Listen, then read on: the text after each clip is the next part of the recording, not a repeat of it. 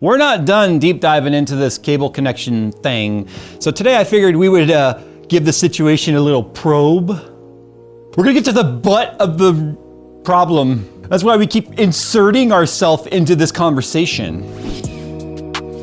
The XG2736 and the XG2536 gaming monitors from Viewsonic feature 240Hz default refresh rates, 1 millisecond response time mode, and industry-leading 0.5 millisecond moving picture response time modes that are ideal for gamers demanding a competitive edge. Designed with eSports in mind, these XG monitors feature fully adjustable and low-profile footprint stand for optimal viewing distance that professional gamers demand. To learn more about the XG2736 1440p and XG2536 1080p competitive gaming panels from Viewsonic, follow the link in the description below. We're gonna do something today that I kind of wanted to do regarding continuing the discussion of our cable connection here. Mostly still trying to figure out exactly what's going on with cables like their Bowers and the 5090 that failed, where obviously like 2 wires were carrying most of the power here. Now, obviously, I said very clearly in my video that I was not blaming Corsair cables for this. It was just an observation of one of our cables where I wanted other people to sort of chime in. You know how the internet goes and how they take something you say and just twist it. So I can't say that the cable is faulty or bad or that the different pin height matters, but I am saying that it's an observation. So anyway, moving on, taking a brand new cable here from Corsair, and we're going to insert it 100 times and kind of document it throughout the way, or throughout the insertions, if you will, to see if there's any sort of changes that take place over time. So this video is not going to be necessarily taking you along for the ride of the process. We're going to go through the process. I'm going to graph it up. I'm having fun with the graphs these days. Now I know why Steve has frickin' mega charts and mega graphs and all that crap. It's kind of fun to turn data into visualized data. It's a lot of fun. Anyway, here's what we're gonna do. Here's the process we're gonna do this. I've got a spreadsheet open behind me. We are going to take some photos, high-res photos. That's why I have my A7S here, or A7S2, whatever it is, I forget. Yeah, it's old, A7S2, with the probe lens, which is a very, very up-close macro lens, allowing us to get literally like, almost like microscope shots, but much higher quality and resolution, where we can take photos along the way to check for things like any wear, any potential spreading of the pins. So I'm gonna start by taking photos of it before being used. This is a brand new one, you just saw me unwrap it. We are going to be then using the Zotac gaming card. It's the only aftermarket card I have for 5090. We are going to push the power limit to over 600. And then we are going to measure the amps per 6 pin on the 12 volt side. So that's 6 pins on the 12 volt side where we will be measuring the amps. So I'll be measuring it at one insertion, like plug it in and see. Because the reason why there's a lot of speculation on the cable insertion is DeBauer has been using his power supply for a long time, and it's on his test bench. So how many times has this cable, well, his cable potentially been used in various cards? Has that cycled itself out? So the real discussion that came up is cycles per cable.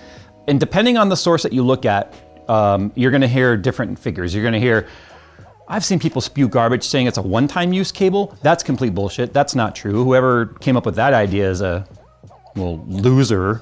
Actually, I shouldn't say that because they're probably going to show some site somewhere saying that, but whatever. It's on the internet, so it must be true. But Molex, with their cable, their plug says 30. Depending on the site you find and the manufacturer, you might see as many as 50. So we're going to go all the way up to 100. But every 10 insertions, where I can't do it right now because I don't want to start the count early. So we're going to plug it in, unplug it, plug it in, unplug it, but I'm gonna try and vary the angle at which I plug it in every time. Sometimes straight, sometimes at an angle kind of rolled in, the other angle kind of rolled in, right? A lot of people tend to kind of index the corners and then push it down, and that almost makes me wonder if that starts to lead to the corner pushing back, which is why we see the corner pins always being the loosest, or almost the corner pins always being the ones that fail. But anyway, we'll then take high-res photos at 10, at 20, at 30, at 40, and remeasure the amp draw across the board. So even though you could plug the card in, measure the amps, unplug it, plug it back in, measure the amps again, and get completely different numbers on every pin, what we're looking for is any sort of trend. I'm trying to see if any pins are starting to trend upward.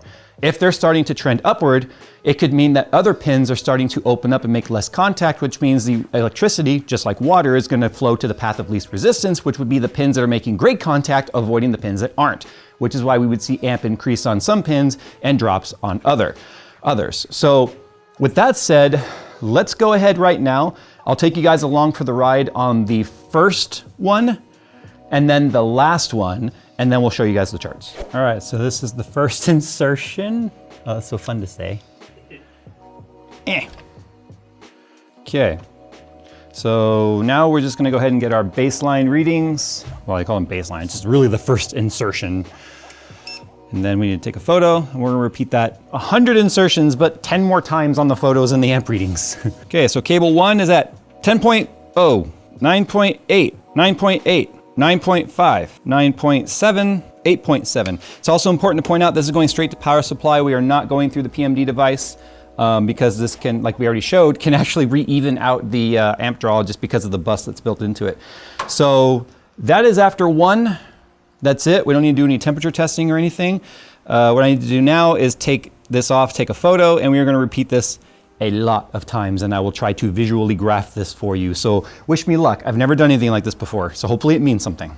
Okay, so 100 cycles on the cable, a couple observations. It got much softer right here where the bend would be, and that's from all of the unplugging and replugging because you have to kind of wiggle it to get it out. Ironically though, you look at the graph here, other than pin 1 going over 10 amps 3 different times, pin 2 and then I think pin 5, was it? Pin 6 went over 10 one time, 10.1. Ironically, it did not, like it stayed well within spec, or right at spec, I should say. Ideally, they should be under 9 to 9.5 the entire time, which this cable stayed very close to. Now I have one other thing I need to consider here. And if we look at the photos, you can, nothing really changed. Nothing really sort of spread out or anything like that. We're gonna Mythbusters this. We're gonna find the point at which something happens, because that's what they do in Mythbusters, right? Or they did. If they couldn't force a myth to, or if they couldn't get a myth to happen under the criteria at which the myth is explained, then they find how ridiculous do they have to go to make the myth happen. But I have one other thing I need to check real quick. So this is the new cable right here, the one that we were doing, that we were testing on the Zotac card. The one that we showed that had the most variance is still plugged in right here. I don't know what the pin type is on these. So I need to put these under my microscope real quick and take a look just for my own curiosity. I'm wondering if the old cable might have been the dimple design and the new cable, the H++, which came on the PCIe 5.1 ATX 3.1 cable or power supplies, is a leaf spring design. We already know the leaf springs have better contact, simply because of the fact that they have more surface area, they have more contact area, they can bend and conform better with the dimples, less contact area, and they can shave over time. So I just want to verify whether or not the old cable is a dimple and what the new cable is. So let me check that real quick, and then we are gonna Mythbusters this and make something happen today. Okay, so this just took an interesting turn in the middle of the video. We'll be doing that whole test again, but with another cable, because I am correct.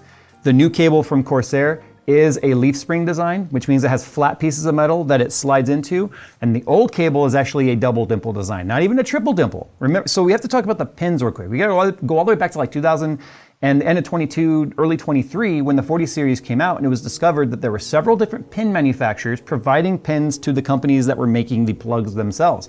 There was a double dimple, which just means it's 2 dimples that stick out the side on either side making contact. Then later they went, maybe that's not enough surface area, they came up with the 3 dimple design, or the triple dimple, which gave 50% more contact area because you added a whole nother dimple. Then they came out with the leaf spring design, which, like I said, is the flat springs that touch the side. Think like a leaf spring on a truck. It just sticks out and then makes more constant contact with the pin. Then there was a single split and a double split of the pin. And they found that the double split could spread apart over time. And then, so then they went to a single split. It had to have some give so that the pin can insert, because the pin's designed to be slightly larger diameter than the internal area of the pin. That's how you make good contact, or the receptacle, which is how you get good contact. So they found the double split would spread too much. So here, let me explain. This is the new one right here. So if we go ahead and just, and this is gonna be shaky, I apologize, I'm doing the best I can. I have coffee hands though. So this is the new one. This is a brand new one out of the package, not the one we just did 100 cycles with, but you can see what I mean. There's a single split on the bottom of each one of these pins. Now, if I go ahead and try and get real close so you can see it, if you look at that bottom left pin right there, you can see the leaf spring sticking out. It probably needs a little more light, but you can see the leaf sticking out. So the new cable, the 3.1, which is what we just tested, single split leaf spring, which is ideally the best pin that you can use of all of the pin variants that are out there. Like I said, we had the double dimple, the triple dimple, both of those had double splits, and then you have single split leaf spring, the best contact area. In fact, that's why when I was plugging it in over and over and over, we noticed it's very crunchy because you're actually feeling those leaf springs push out or squeeze out, and then that single pin sort of spread. Now that's why we were taking the photos that we were taking, because we were hoping to see over time if that spread, like the single split, starts to open up more. This is the cable which we demonstrated we were getting all kinds of inconsistent, very fluctuating readings on, up to 12 amps on some of the pins, which we already showed. This is the first ATX 3.0 plug that came out from Corsair. This goes back to 2022 when we got this cable. Now I mentioned we only plugged it in, at this point now, a handful of times as we were doing our testing and stuff. I had those power supply boxes, didn't use them until we built our test benches, took it off the shelf, and I went, hey, I'll use the HX1500i. No problem having a lot of power available to us. Plugged it in, used it a handful of times. We did our video you guys saw. Look at what we're about to see under the microscope, which means now I am going to be doing a whole nother round of testing with a whole new chart to compare this, which is a split double dimple design, versus the newest design. And keep in mind, this has only been used a handful of times. The first thing I'd like to point out, that pin and that pin. All of them have a pretty big opening on the bottom, which is pretty normal, but look at the inconsistency. Like, look how far open this one is right here. I'll try and go at an angle so you can see. Look how far open that one is, but compare it to this pin. This is how it should look. That's how that one looks right there. So that one has already spread open more than it's supposed to. So that's why I was saying, if we Mythbusters this, which to be honest, I don't even feel like I'm gonna have to. If we Mythbusters this, it means I would take like these tweezers and just push it down the hole and kind of ream it to just force a result to happen. I don't feel like I technically need to at the moment. I can just do it with this cable. But this one here, if we look up inside of it, you'll see that it is the double dimple design. If I turn it more so you can see farther down the pin, there are no additional dimples in there. So this is the control on the double dimple ATX 3.0 design. This is the first insertion, the first one. I've not plugged it in and unplugged it, the first time. First observation I noticed is the cable went down quite a bit before I felt the contact. Second of all, it didn't have a lot of travel once I felt the contact. But check this out, 10.5, 11, 10, 9.1, 9.0, 6.9.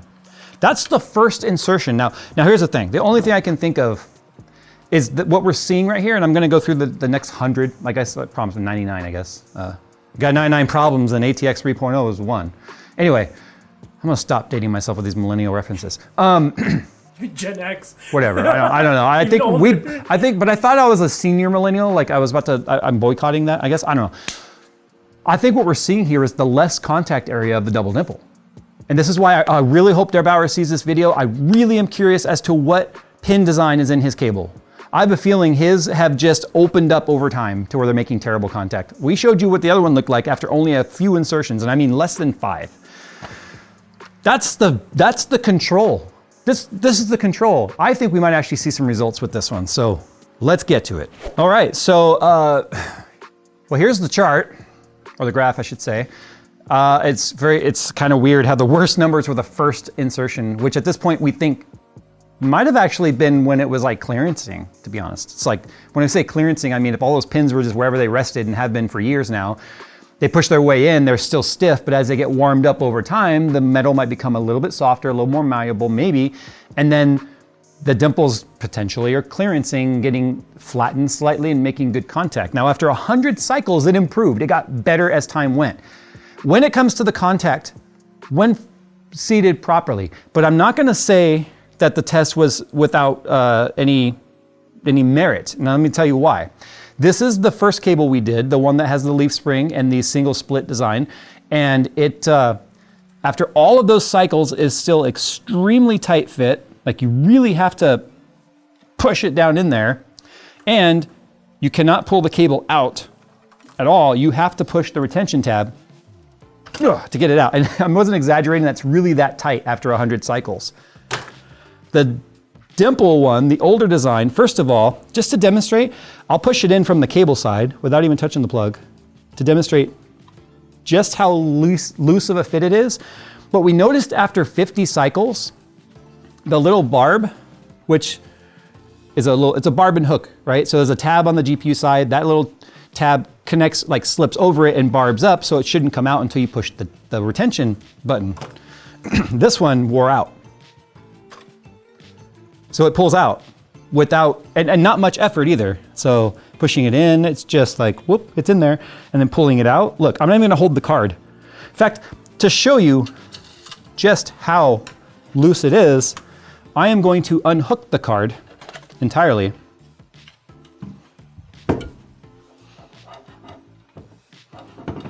Okay, there. Without pushing the button.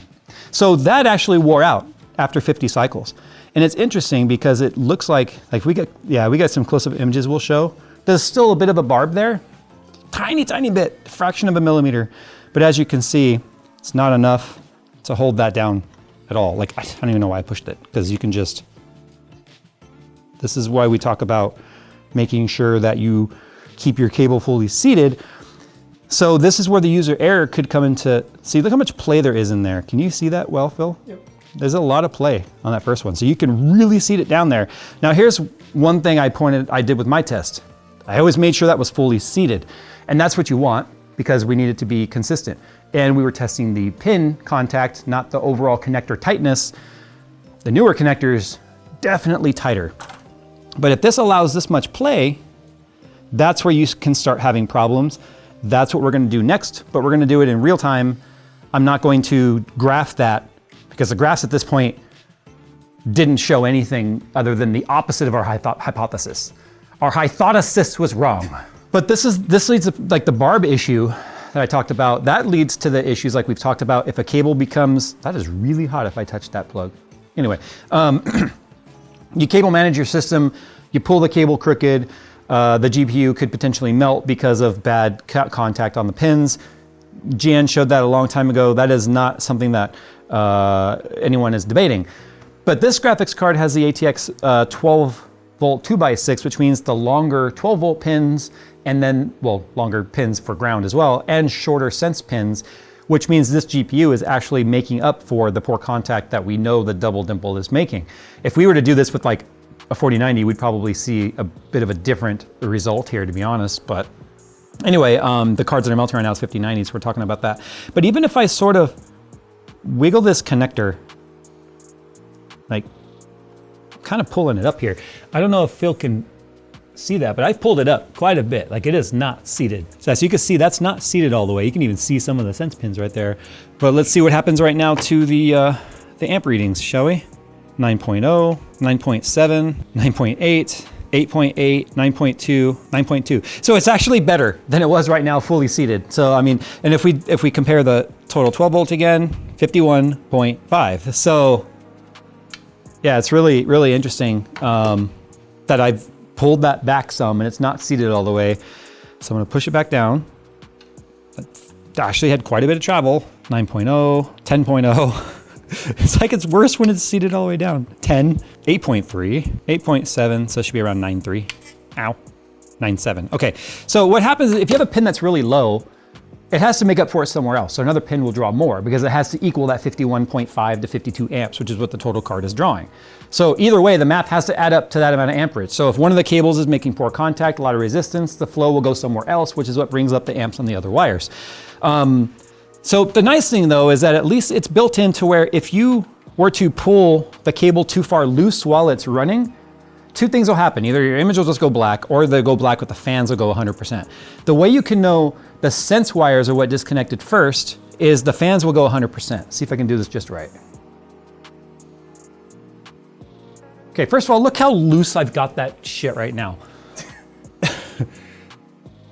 is just, I'm sorry, but that much play, 8.9, 9.6, 8.1, 9.9, 9.4, 9.0. That's a better amp reading than when it's seated all the way? How the hell is that even possible? Whatever. So let's say you're cable managing and you're like, do.